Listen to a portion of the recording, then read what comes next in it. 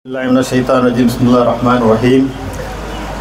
Qala Allah Ta'ala fil Qur'anil Azim wa fil Furqanil Majid. Ya ayyuhalladhina amanu udkhulu fis silmi kaffa wa la tattabi'u khutuwati shaytan innahu lakum aduwwun mubin. Alhamdulillah ala kulli hal. எல்லா நிலையிலும் எல்லா புகழும் ஏக இறைவனாகிய அல்லாஹ் ஒருவனுக்கே உரித்தாவட்டுமாக. அவனது பேரன்பும் பெருங்கருணையும் அண்ணலம் பெருமானார் நபிகள் நாயகம் ஸல்லல்லாஹு அலைஹி வஸல்லம் அவர்கள் மீதும் அவருடைய கிளைகள் குடும்பத்தினர் அவர்களை பின்பற்றி வாழ்ந்து கொண்டிருக்கின்ற இங்கே நிறைவாக குழுமியிருக்கின்ற நம் அனைவர் மீதும் நின்று நிலவட்டுமாக என்ற பிரார்த்தனையுடன் ஆரம்பம் செய்கின்றேன்.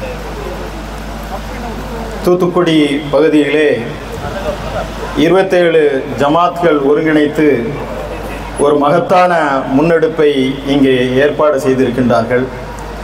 இந்த நல்ல தொடக்கம் இன்னும் உறுதியாக இன்னும் ஆழமாக தொடர வேண்டும் என்ற என் உள்ளத்தின் அடியாழத்தில் இருந்த பிரார்த்தனையை நான் தெரிவித்துக் கொள்கின்றேன்.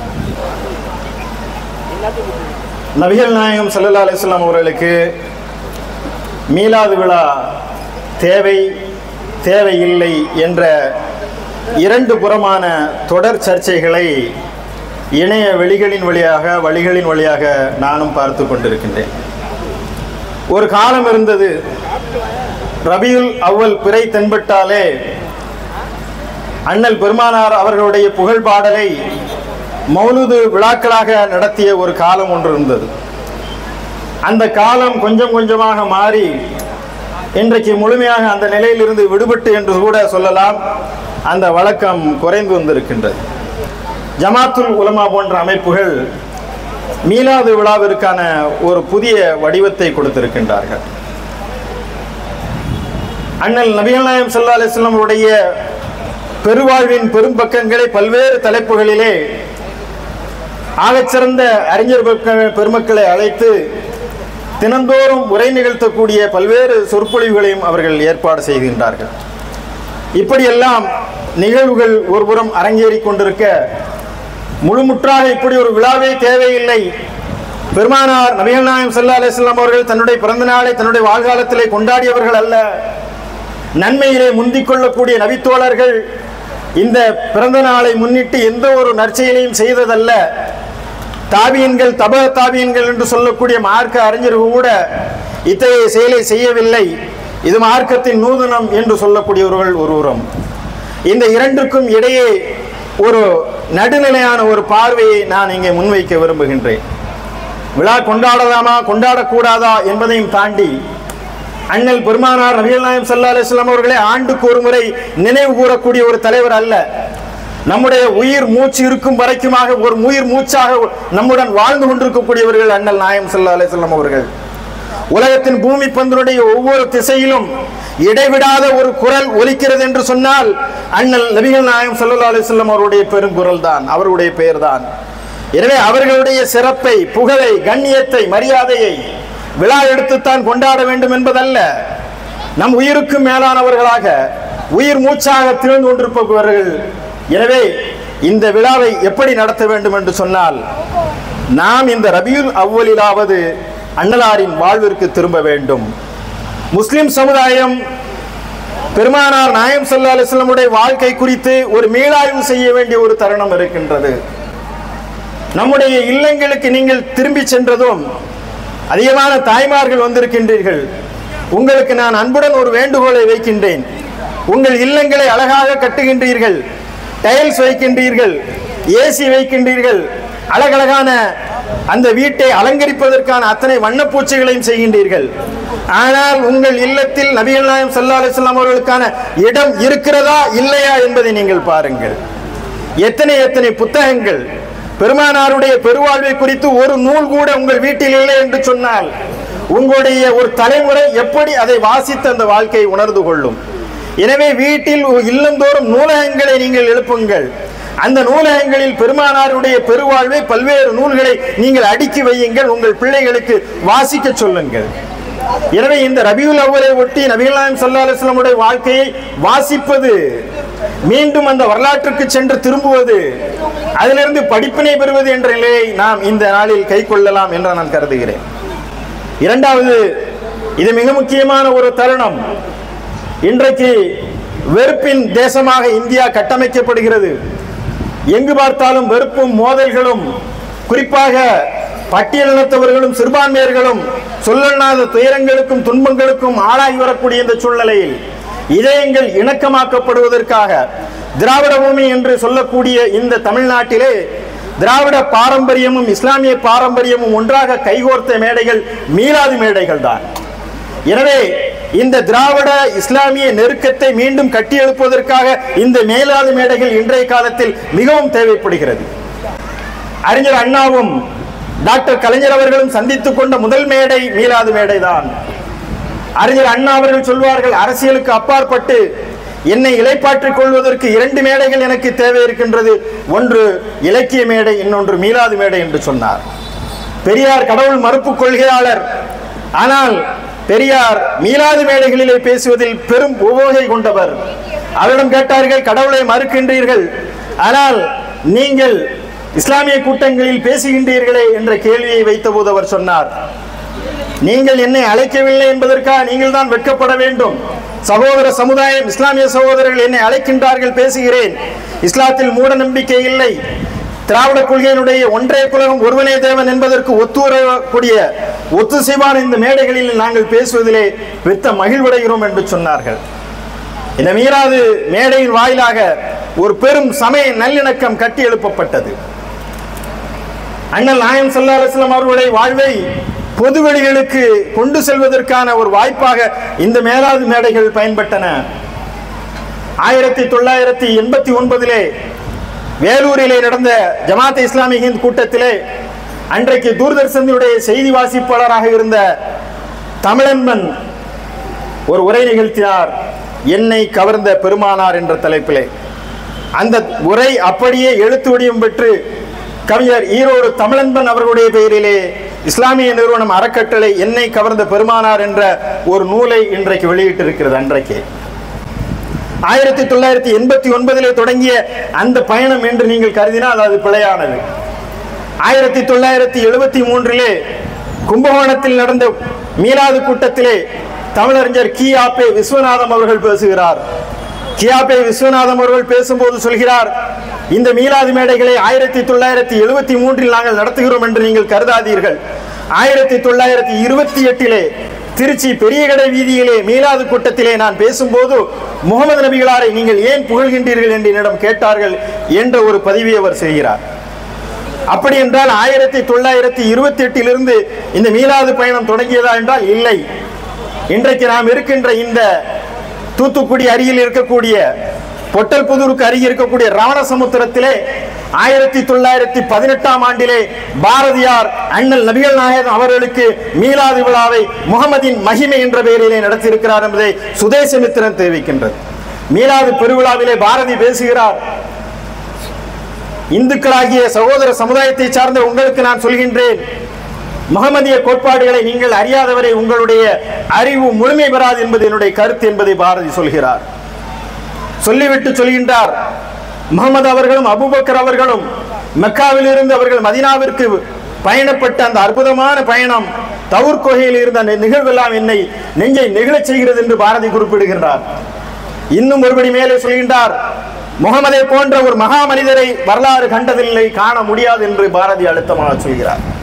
முகமது மகா சுந்தர புருஷர், முகமது லௌகீக பந்தீவி, முகமது மகா புருஷர், முகமது மா மனிதர் என்று பாரதி சொல்கின்றார். இதெல்லாம் எதற்கான என்று சொல்லி காட்டுகிறேன் என்று சொன்னால், அந்த உறவும் நெருக்கமும் இன்றைக்கு விடுபட்டு போய் திராவிட மாடல் அரசு என்று சொன்னாலும் கூட இன்றைக்கு திராவிட பேச்சாளர்கள் குறைந்து விட்டார்கள், அல்லது இந்த தலைமுறையில் அத்தகைய பேச்சாளர்கள் இல்லை என்பது கவலைக்குரிய விஷயம். இந்த மேடையிலே முகமது அமீனும் நூஹ் மதுரையும் ஹாமித் பக்ரியும் பெருமானாருடைய பெருவாழ்வை பேசுவதில் எந்த சிறப்பும் இல்லை. ஆனால் சகோதர சமுதாயத்தை சார்ந்தவர்கள் இங்கே அழைத்து பேசப்பட்டால் அது சிறப்பு என்று நாம் கருதி கொண்டிருக்கின்றோம். நான் தொடர்ந்து இந்த மீலாது விழாக்களிலே உரையாடி வருகிறேன். சென்னை செங்குன்றத்திலே முந்தா நாள் நடந்த நிகழ்விலே சித்தர் மூங்கிலடியார் பேசும்போது சொல்கிறார், இங்கே முகமது அமீன் பெருமானாரை குறித்து பேசுவது பெரும் சிறப்பு அல்ல. அவர் சொல்லிவிட்டு சொல்கிறார், சகோதர சமுதாயத்தைச் சேர்ந்த ஒரு சித்தர் மூங்கிலடியார் பெருமானாரை பற்றி பேசுகிறேனே, இது சிறப்பு என்று கருதுகிறீரா? இல்லை. எனக்கு ஆச்சரியமாயிடுது. என்னடா நாம பேசுறது சிறப்பு இல்லைங்க, அவர் பேசுறது சிறப்பு இல்லை என்று. அவர் சொல்கின்றார், உலகத்திலேயே எதிரிகளால் விரல் நீட்டி குற்றம் சாட்ட முடியாத ஒரே தலைவர் முகமது நபிகளார் அவர்கள்தான். எதிரிகள் கூட அவதூறாக அவர் மீது சுட்டு விரல் காட்டியதில்லை. மூங்கிலடியார் சொல்கின்றார், முகமது அமீன் பேசுவதல்ல, மூங்கிலடியார் பேசுவதல்ல, அபூஜஹில் சொன்னான் அல் அமீன் அஸ்ஸாதிக் என்று சொன்னானே, அவர்தான் உலகத் தலைவர் என்று சொன்னார்.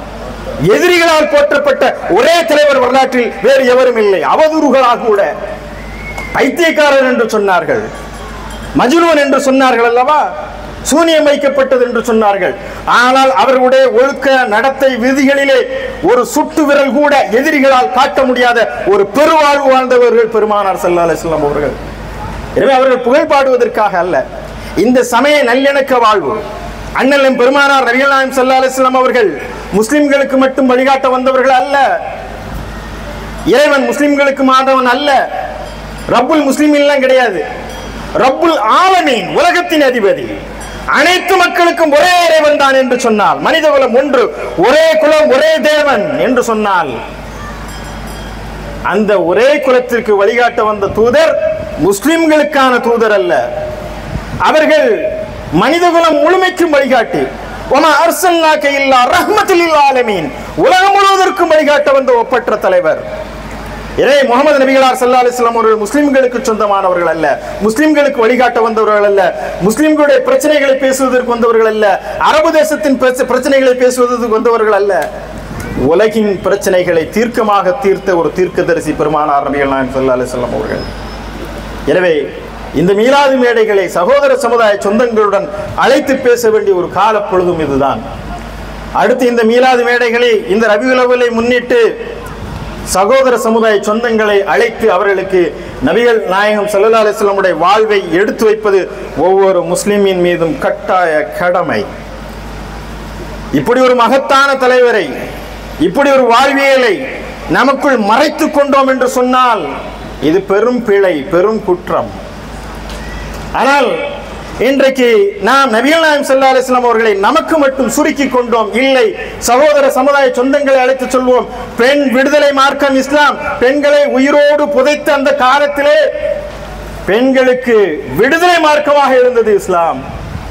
உக்கால் சந்தையிலே சென்றால் ஆடுகளையும் கோழிகளையும் விலைக்கு வாங்குவதைப் போல பெண்களை விலைக்கு வாழ்ந்த அந்த காலத்திலே பெருமானாரிடம் பேசிக் கொண்டிருக்கும் போது சொல்கிறார், அறியாமை காலத்தில் நடந்த ஒரு நிகழ்வு ஒன்றை நான் சொல்கின்றேன், சொல்லுங்கள் என்று பெருமானார் கேட்கின்றார். நான் வெளியூருக்கு பயணம் சென்றேன், என்னுடைய மனைவி அங்கே நிறைமாத கர்ப்பிணியாக இருக்கிறாள். பயணம் போகும்போது நான் சொன்னேன், நீ ஆண் குழந்தை பெற்றால் இந்த குழந்தை உயிரோடு வைத்திரு, பெண் குழந்தை பெற்றால் இந்த குழந்தையை நீ புதைத்து விடு, கொன்று விடு என்று சொல்லிவிட்டு நான் சென்றேன். அவர் சொல்றார், நான் பயணத்திலிருந்து திரும்பி வந்தேன், என் மனைவி சொன்னால், என் அன்பு கணவரே நமக்கு பெண் குழந்தை பிறந்தது, நான் கொன்று புதைத்து விட்டேன் என்று சொன்னால் நான் சந்தோஷப்பட்டேன். ஆனால் பக்கத்து வீட்டிலிருந்து ஒரு குழந்தை வருவதும் என்னுடன் பேசுவதும் நெருக்கமாக நாங்கள் இருக்கிறோம். அந்த குழந்தையுடன் நான் நெருங்கி விட்டேன். என் மனைவி ஒரு நாள் கேட்டாள், இந்த பெண் குழந்தை உங்களுக்கு ரொம்ப பிடிக்குமா என்று கேட்டாள். நான் சொன்னேன், என் உயிருக்கு மேலாக இந்த குழந்தையை நேசிக்கிறேன். அப்படியா, அதுதான் நம்முடைய குழந்தை, நான் பெண் குழந்தை பிறந்தது, நான் கொல்லவில்லை, இந்த குழந்தையை பக்கத்து வீட்டிலே கொடுத்து வளர்த்தேன், இது நம்முடைய குழந்தை என்று சொன்னபோது, பெருமானாரே இந்த கல் நெஞ்சம் இறுகியது. நான் சொன்னேன், இந்த குழந்தையை கொல்வது என்று முடிவெடுத்தேன் என்று அந்த நபி தோழர் சொல்கிறார். சொல்லிவிட்டு சொல்கின்றார், பாலைவனத்திற்கு என்னுடைய குழந்தையை என்னுடைய தோள் மீது வைத்து அழைத்து சென்றேன். அப்பா என்னை எங்கே அழைத்து சென்றீர்கள் என்று கேட்டது.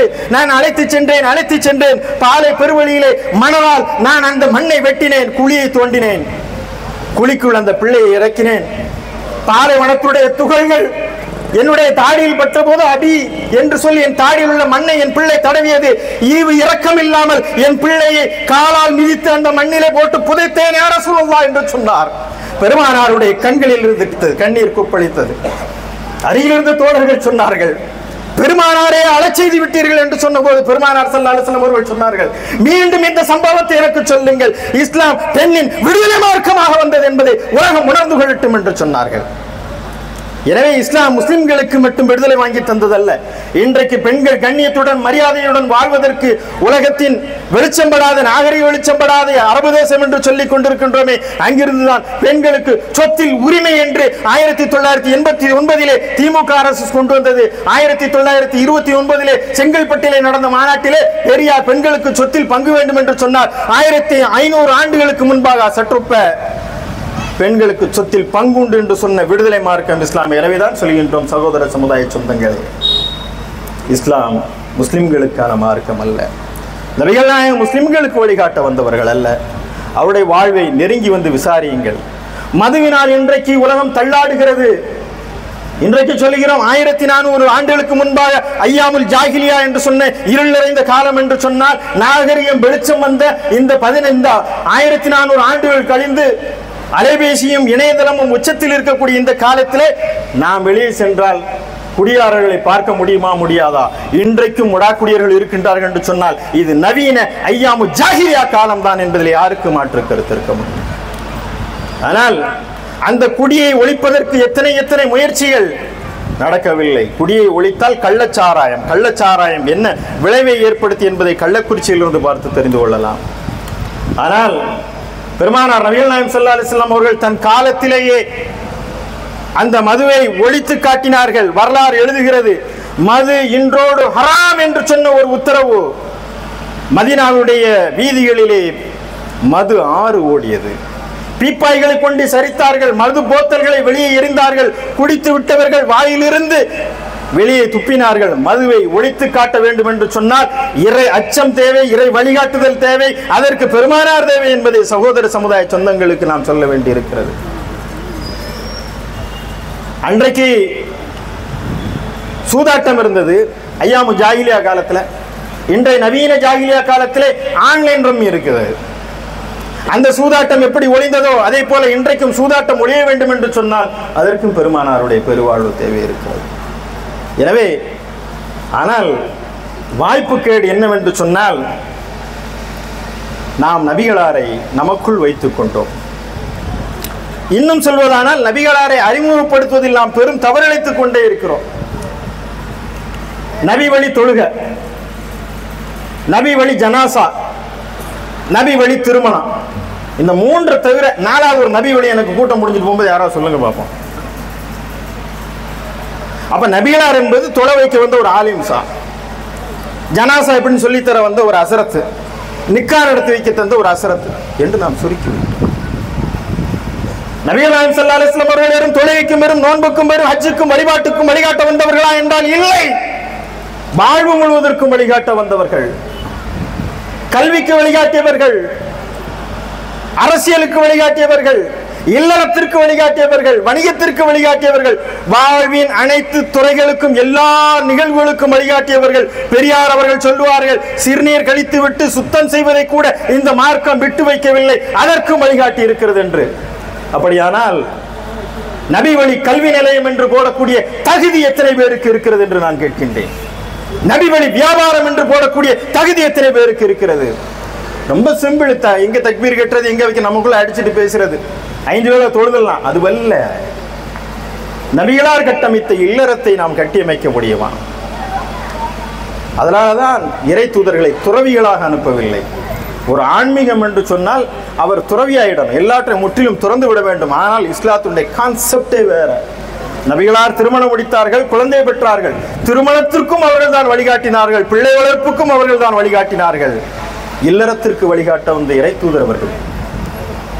ஆனால் நபிகள் நாயகம் ஸல்லல்லாஹு அலைஹி வஸல்லம் அவர்களை நாம் முஸ்லிம்களுக்கான தலைவராக மட்டும் சுருக்கிறோம் என்பது மட்டுமல்ல, மற்ற மத சகோதர சமுதாய சொந்தங்கள்கிட்ட பேசும்போது அண்ணலா அகிலத்தின் அருட்கொடை, மாபெரும் தலைவர், சிறந்த ஆளுமை என்றெல்லாம் நாம் சொல்கிறோம். அதில் எந்த கருத்து வேறுபாடு யாருக்கு இருக்காது. நபிகளார் தலைவர் ஏற்றுக்கிறது யாரு கஷ்டம்? எல்லாரும் ஏற்றுக்குருவாங்க.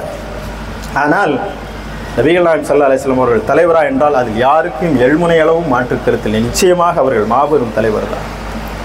நபிகள் நாயகம் ஸல்லல்லாஹு அலைஹி வஸல்லம் அவர்கள் ஒரு சமூக புரட்சி செய்த புரட்சியாளர் தான். மூட நம்பிக்கைகளை தன் காலுக்கு கீழே புதைத்த ஒரு மாபெரும் பகுத்தறிவுவாதி தான். பெரும் பெரும் இடர்களுக்கு துணிவாக நெஞ்சுரம் கொண்டு எதிர்த்து நின்ற ஒரு போர் வீரராக அவர்கள் இருந்தார்கள். இப்படி பல்வேறு வாழ்க்கையினுடைய எல்லா திசைகளுக்கும் இருந்த அவருடைய சிறப்புகள் இருந்தாலும் எல்லா சிறப்பை விட ஒரு மேலான சிறப்பு அவர்கள் இறை தூதர் என்பதுதான். ஏன் நாம் நபிகளாருக்காக உயிரையும் கொடுக்க தயாராக இருக்கின்றோம்? உயிருக்கும் மேலானவர் என்று சொல்கிறோம். ஏன்?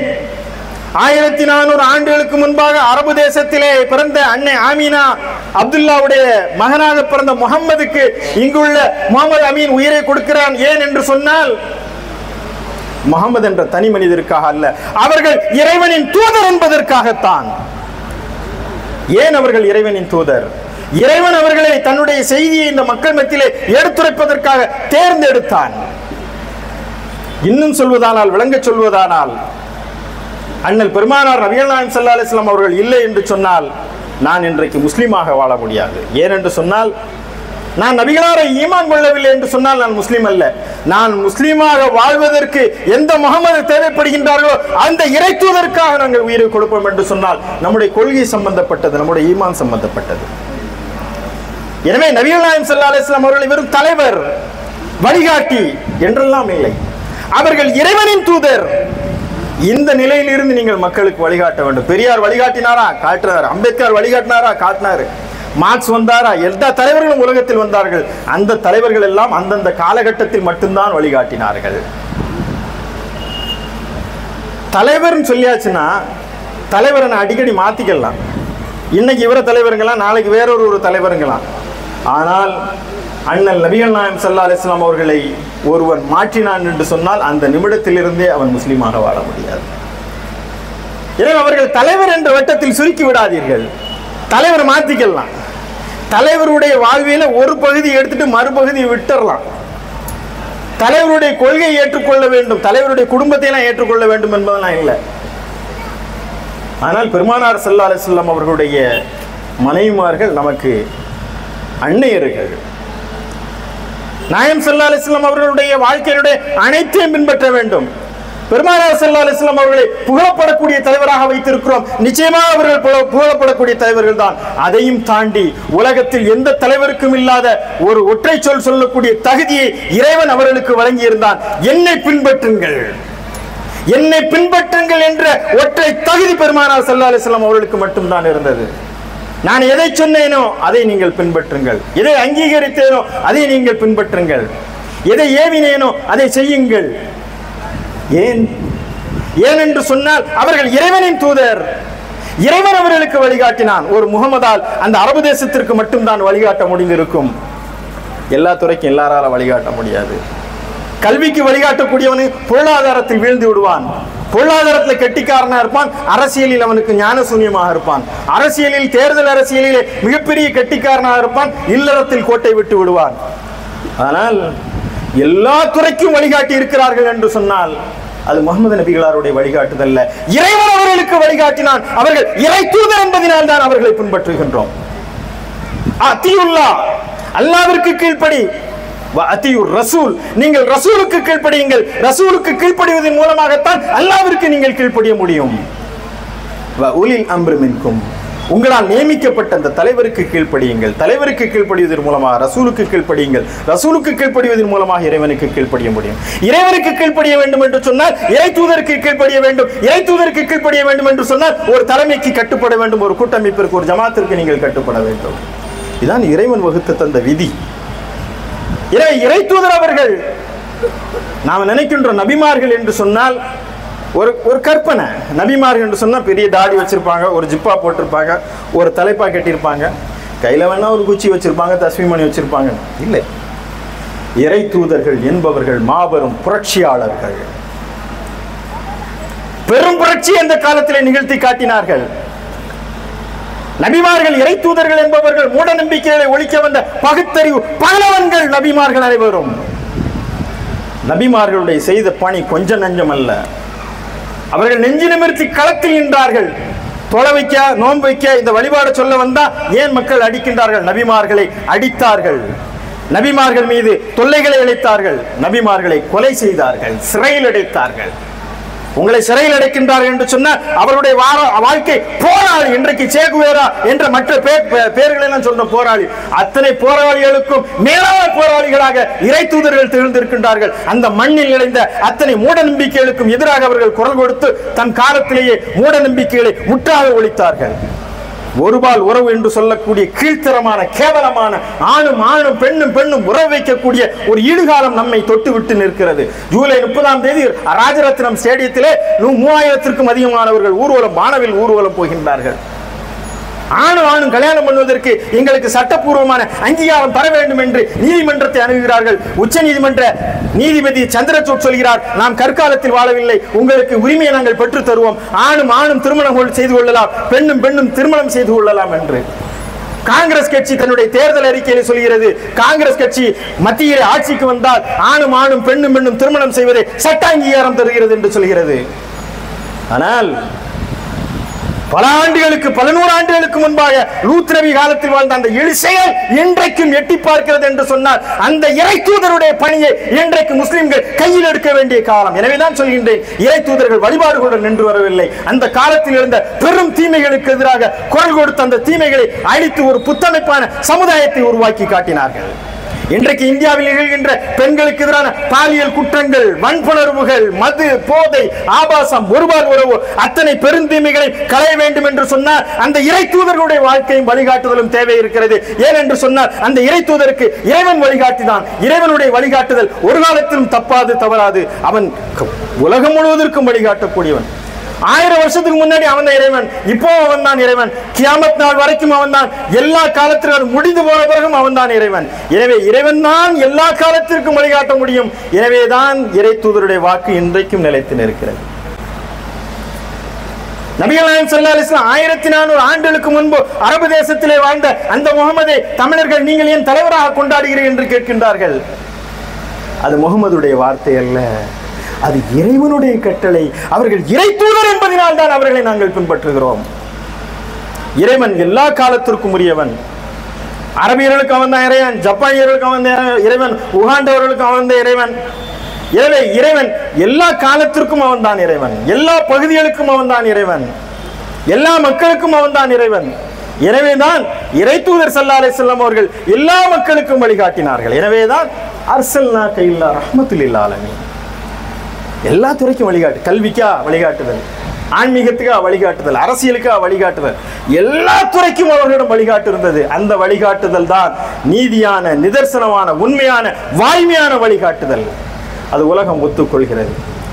பெங்களூரிலே ஆகஸ்ட் 8ஆம் தேதி ஆர்ஜி கர் மருத்துவமனையிலே 36 மணி நேரம் பணிபுரிந்து விட்டு சுழன்று போய் செமினார் ஹாலிலே படுத்துறங்கிய ஒரு பயிற்சி மருத்துவரை ஒரு கொடிய மிருகம் பாலியல் வன்புறவு செய்து அந்த பெண்ணை கொலை செய்த போது மருத்துவர்கள் இன்றைக்கு 37வது நாளாக போராடி கொண்டிருக்கிறார்கள். மேற்கு வங்க அவசர சட்டசபை கூடுகிறது. மேற்கு வங்க முதல்வர் மம்தா பானர்ஜி சொல்கிறார், இந்த குற்றங்களை ஒழிப்பதற்கு எங்களுக்கு வழி தெரியவில்லை, ஒரே வழி அந்த குற்றவாளிகளுக்கு மரண தண்டனை வழங்குவதுதான். எனவே இந்த மேற்கு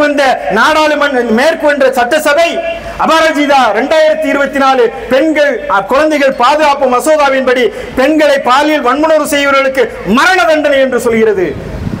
ஆனால் அல்லாஹ்வுடைய அந்த ஷரியத் சொல்கிறது மரண தண்டனை வழங்க வேண்டும் என்று. ஆனால் ஷரியத் மரண தண்டனையுடன் நின்று விடவில்லை, அதை இறுதி கட்டமாக வைக்கிறது. பெண்களுடைய கண்ணியத்தை உயர்த்தி பிடிக்கிறது இஸ்லாம், பெண்களுடைய பாதுகாப்பை உயர்த்தி பிடிக்கிறது இஸ்லாம், குற்றங்கள் நிகழாத வழிமுறைகளை கற்றுத்தருகிறது இஸ்லாம். ஏனென்றால் இறைவன் வழிகாட்டுகின்றான். இப்படி ஒவ்வொரு துறையையும் நீங்கள் எடுத்துக்கொண்டே சென்றால் நீங்கள் கண்டடைந்து கொள்ள முடியும், முகமது நபிகளார் அவர்கள் சாதாரண மனிதர் அல்ல, அவர்கள் தலைவர் அல்ல, புரட்சியாளர் அல்ல, எல்லாவற்றையும் தாண்டி இறைவனின் தூதர். அவர்களை பின்பற்றினால் மட்டும்தான் நம்மால் இந்த உலகிலும் அமைதியாக வாழ முடியும், நீதியாக வாழ முடியும், மறு உலகிலும் நம்மால் வெற்றி பெற முடியும் என்று சொன்னால் அந்த வழிகாட்டுதல் நான் வெறும் அன்பினால் மட்டுமல்ல, வெறும் ஹுப்பினால் மட்டுமல்ல, அவர்களை பின்பற்றினால் மட்டும்தான் இந்த உலகத்திற்கு ஒளி கிடைக்கும், வழி கிடைக்கும். பெண்கள் எல்லாம் இன்றைக்கு முக்காடிட்டு சேரிலே அமர்ந்திருக்கின்றீர்கள் என்று சொன்னால் 1400 ஆண்டுகளுக்கு முன்பாக பெருமானார் ஸல்லல்லாஹு அலைஹி வஸல்லம் அவர்கள் பெற்றுத்தந்த அந்த விடுதலையினுடைய நிழலை நீங்கள் அனுபவித்துக் கொண்டிருக்கின்றீர்கள். இன்றைக்கும் கண்ணியமாக நாங்கள் நடத்தப்படுகின்றோம் என்று சொன்னால், கண்ணியமான ஒரு வாழ்க்கையை தேர்ந்தெடுக்கிறோம் என்று சொன்னால், பாதையில் நின்று மிருகங்களைப் போல நாங்கள் வாழாமல், குடித்து விட்டு கிடக்காமல் ஒரு கண்ணிய வாழ்வு வாழ்கிறோம் என்று சொன்னால், இது இறைவன் வகுத்து தந்த பாதை, இது நபிகளார் வகுத்து தந்த திட்டம். எனவே நபிகள் நாயகம் ஸல்லல்லாஹு அலைஹி வஸல்லம் அவர்களை இறை தூதர் என்ற அந்தஸ்தில் வைத்து பார்க்க வேண்டும். அப்போதுதான் நாம் முழுமையாக கீழ்ப்படிய முடியும். அவர்களுக்கு டோட்டல் சரண்டர், முழுமையாக எந்த விதமான விசாரணையும் இல்லாமல் அப்படியே நீங்கள் கீழ்ப்படிய வேண்டும். அவர்கள் சொன்னார்கள், நாங்கள் செவியிற்றோம், நாங்கள் கீழ்ப்படிந்தோம் என்ற நிலையிலே கீழ்ப்படிந்தால் மட்டும்தான் நம்முடைய உலக வாழ்க்கை அமைதி வரும். அது முஸ்லிம்களுக்கு மாத்திரமல்ல, அது எந்த சமயத்தை சார்ந்தவரானாலும் சரி, நபிகளாருடைய வாழ்க்கையை பின்பற்ற தொடங்கினால் அவருடைய வாழ்க்கையிலே அமைதி கிடைக்கும், ஒளி கிடைக்கும், வழி கிடைக்கும். எனவே இந்த மீலாது நாட்களை ஒட்டு நபிகள் நாயகம் ஸல்லல்லாஹு அலைஹி வஸல்லம் வாழ்க்கையை சகோதர சமுதாய சொந்தங்களுக்கு எடுத்துச் சொல்வது நம்முடைய கடமை. அதை செய்வதற்காக இந்த மேடைகள் பயன்பட வேண்டும். இந்த திராவிட இயக்க வரலாற்றினுடைய ஒரு நெருக்கத்தையும் பிணைப்பையும் ஏற்படுத்திக் கொள்வதற்காக இந்த மேடைகள் பயன்பெற வேண்டும். அண்ணல் நபிகள் நாயகம் ஸல்லல்லாஹு அலைஹி வஸல்லம் வாழ்க்கையை மிகவும் நேசித்து நாம் பின்பற்ற வேண்டும் என்று சொன்னால், அந்த வாழ்க்கையை நாம் வாசித்து திரும்ப வேண்டிய ஒரு காலகட்டமாக இதை பயன்படுத்த வேண்டும். அன்பு சகோதரர்களே, சகோதரிகளே, உங்கள் இல்லத்தில் பெருமானாருக்கென்று ஒரு இடத்தை ஒதுக்கி வைத்துக் கொள்ளுங்கள்.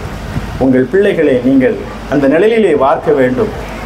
அதற்கான ஒரு நேரமாக, ஒரு சபதமாக இந்த மீலாது திருவிழாவை பயன்படுத்துவோம் என்று சொன்னால், அதுதான் உண்மையான மீலாது கொண்டாட்டம். அத்தகைய உண்மையான மீலாது கொண்டாட்டங்களை தொடங்குவதற்கு இந்த மேடை நமக்கு பயன்படும் என்று சொன்னால், அந்த வெற்றிக்காக நான் பிரார்த்திக்கின்றேன். வாஹிர் தவானா அனில் ஹம்துலில்லாஹி ரப்பில் ஆலமீன். அஸ்ஸலாமு அலைக்கும் வரஹ்மத்துல்லாஹி தஆலா வபரகாத்துஹு.